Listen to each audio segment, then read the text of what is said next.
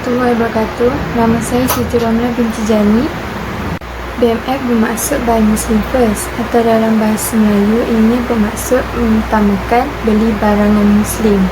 Ini adalah kempen untuk menyarankan orang-orang Islam untuk mengutamakan membeli produk pengeluaran orang Muslim. Produk Muslim juga sudah semestinya bersih, halal dan juga berkualiti. Tujuan BMF adalah untuk memberi peluang kepada peniaga-peniaga Melayu untuk memasarkan produk mereka dengan lebih luas lagi kerana selama ini mereka tidak dapat peluang-peluang berkenaan.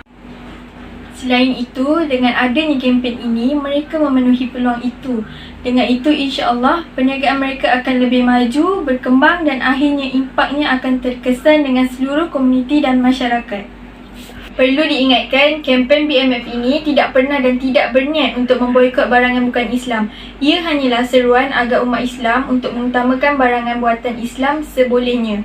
Sebab itu, seruan yang digunakan adalah Buy Muslim Made First, bukan Buy Muslim Made Only. Sudah tentu, seruan itu untuk memperkukuhkan lagi blok ekonomi umat Islam bagi menaikkan dan memperkukuhkan lagi ekonomi ummah dengan membeli produk Islam seboleh mungkin, tanpa mengetepikan blok ekonomi yang lain. Assalamualaikum warahmatullahi wabarakatuh. Nama saya Nuhazani binti Munozir dari kelas THFMA. Okey, hari ini saya nak kongsikan 3 pasaraya yang berdekatan dengan rumah saya yang menjual barangan Muslim dan 100%nya pemilik Muslim. Okey, yang pertama, Pasar Raya Al-Isyar Balok. Yang kedua, Pasar Raya Taibah Balok. Dan yang ketiga, Al-Qudsi Mart.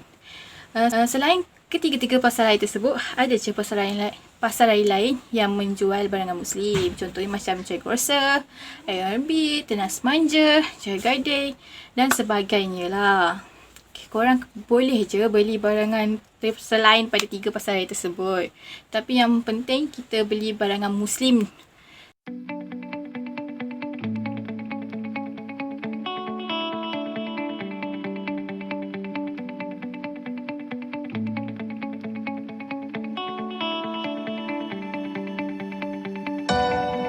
Bismillahirrahmanirrahim. Nama saya Nur Kamila binti Nurdin.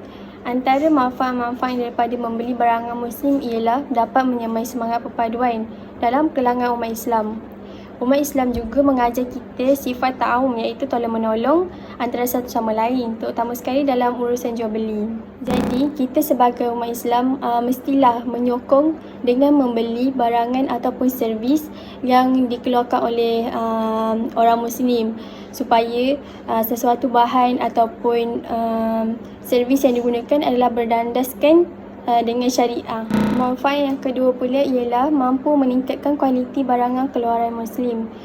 Dengan peningkatan pendapatan syarikat-syarikat Muslim akan memberikan mereka peluang untuk melabur lebih banyak dalam meningkatkan kualiti dan pembangunan terhadap produk mereka. Maka, kempen ini dapat membantu pengeluaran Muslim untuk meningkatkan kualiti produk mereka. Jika permintaan terhadap barangan Muslim meningkat, maka makin ramailah pekerja-pekerja Muslim. Manfaat yang terakhir ialah memperkasa Malaysia sebagai hub halal. Seperti di Malaysia, terdapat banyak produk halal, tapi kebanyakannya terdiri daripada syarikat-syarikat non-Muslim. Jadi kita sebagai pengeluar Muslim mestilah membuka peluang pekerjaan kepada orang-orang Muslim. Hal ini dapat meningkatkan pengetahuan dan ekonomi orang Muslim.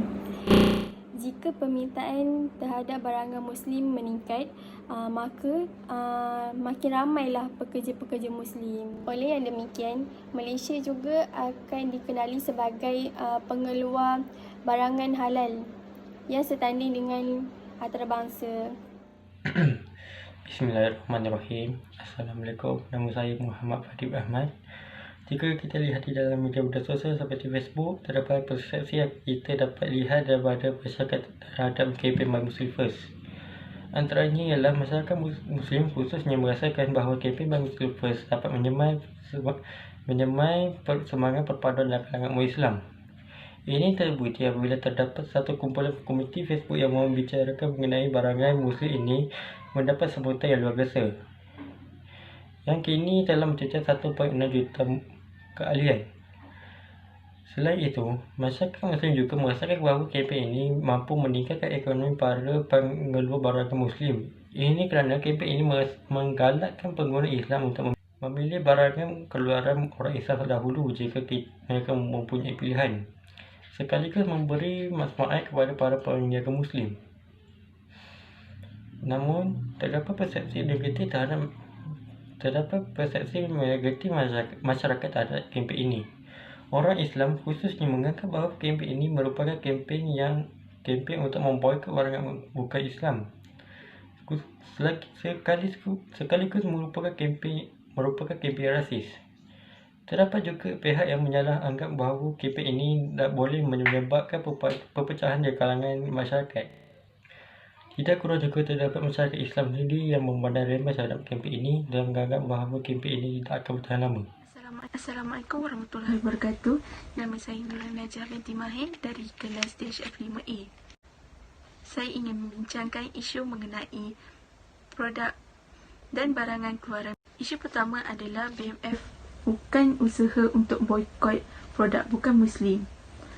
Isu ini menyebabkan pelbagai pihak salah anggap bahawa kempen ini adalah usaha untuk memboikot produk daripada kaum lain serta boleh menyebabkan isu perkauman. Ketua Pegawai Eksekutif Yayasan Petrol Negara Malaysia, Muhammad Al-Iman Zakaria berkata, BMF bukanlah untuk memboikot produk bukan Muslim tetapi lebih mementingkan produk Muslim yang halal, bersih dan berkualiti. Beliau menjelaskan bahawa dengan kempen ini, produk Muslim boleh mengembangkan ekonomi Malaysia dengan menembusi pasaran halal di seluruh dunia. Isu seterusnya adalah pusat sembelihan ayam menggunakan logo halal palsu. Sebuah premis penyembelihan dan pemprosesan ayam di Lumut didapati menggunakan logo halal palsu pada bungkusan produk keluarannya. Sebuah dilakukan oleh agensi penguat kuasa iaitu KPDN KK Manjung serta Jaib Jabatan Agama Islam Perak. Isu ini menimbulkan keraguan kepada pengguna Muslim kerana risau dengan cara penyembelihan dan pemprosesan ayam yang tidak sempurna yang boleh dikategorikan sebagai makanan haram.